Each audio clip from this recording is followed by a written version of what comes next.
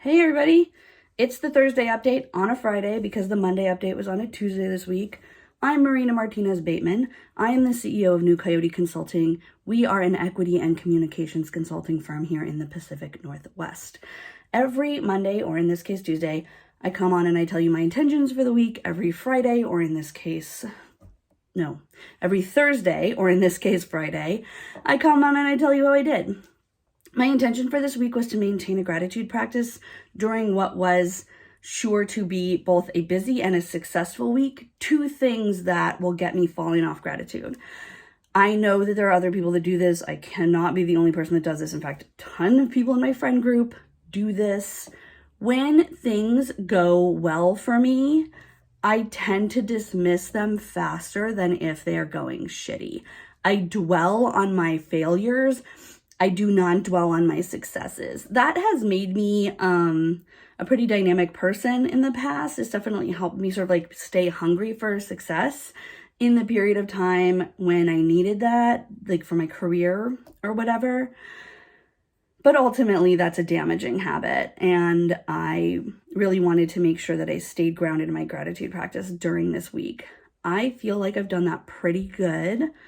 Had celebratory dinner last night for just like a week well done, and went to the first like networking event of the sort of like opening back up in Oregon kind of thing yesterday, and saw a bunch of my friends I hadn't seen in person in a long time, and just people are the best, right? Like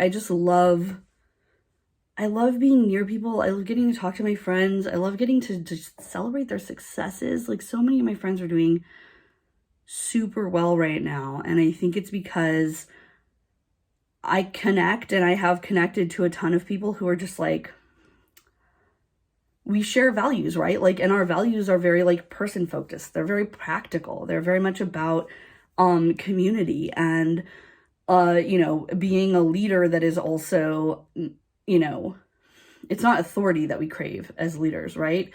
It's service. It's being able to help as many people self-actualize and just succeed like we have and be happy. And so like, it just feels really good to talk to my friends and know that they're thriving and that they're doing amazing. And, I think part of it is because I gravitate towards people whose values have a real impact on the world. When they live their values, they have a real impact on the world, and other people see that and honor that. And it just makes me very happy, especially, during the tragedy that has been COVID. I think a lot of us have really recentered what's important to us. I know for me, before COVID, when I was starting Letter-O-Matic, which was the business that became New Coyote when we moved into more consulting and less content creation, I wrote down a bunch of stuff that I just thought was bonkers, bananas, unrealistic, and on that list, there was like, some of it was or felt very unrealistic. Like, I'm a night owl. I like to stay up late. I wanted a job that facilitated that. I wanted a job where I didn't have to start working until afternoon. I wanted a job where I could wake up at 10:30 every day. And that is what I have now. I have a job that gives me those nighttime hours to be creative and, just that's when I feel like the world comes alive, is at night. And so I get to be that person who experiences my best time, and then still get up and still go to work and still make money. And, I was talking to a friend of mine about how we've had such a good week this week and are projected to have really good weeks in the next couple of weeks. And like, I just said, it's like the money's good. It's good that we're making this money. I have plans for it. I'm excited to be able to implement those plans now that this money is coming in. Also, it's more than the money. It's about proving a point at this point. It's about proving a point. That's what New Coyote is. That's what Letter-O-Matic was before it. That's what a bunch of my previous businesses have been too. I want to know if I really am relegated to this toiling kind of world.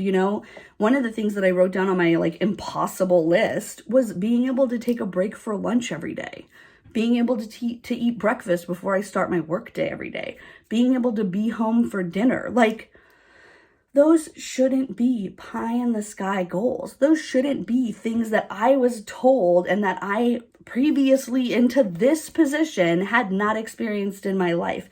Like the last time I got a lunch in my job, in my work, was when I worked for Blockbuster and the state made us clock out for lunch. And I got 30 minutes. That's the last time I got a substantial lunch in my career.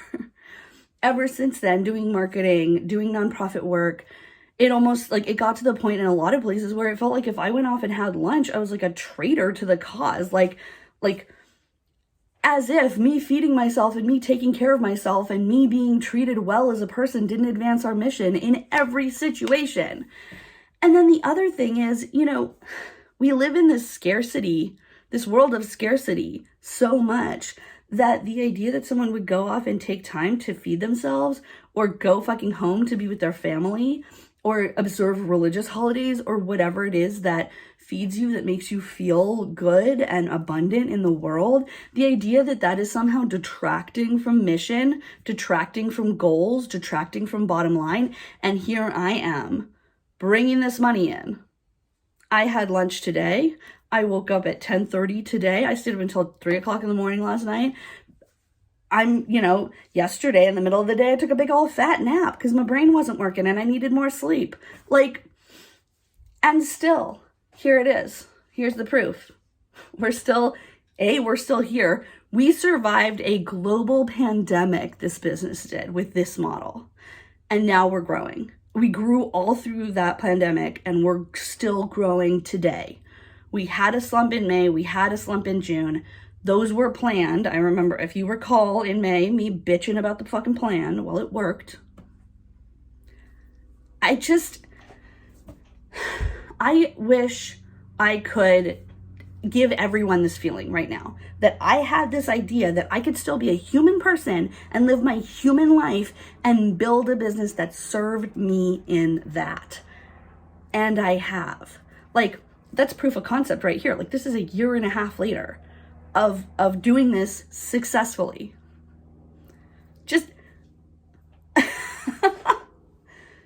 this is a model. And then, my plan for our growth is that I want to replicate that. I want to have that be benefiting not just me. I want that to be benefiting everyone that works, especially for us.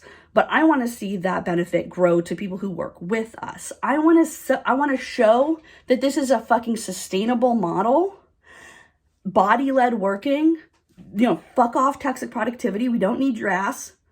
That we can get what we need to get done in a shorter period of time to a higher degree of quality, and we can make more money. We can raise more money. We can serve more people. We do not have to keep ourselves so small.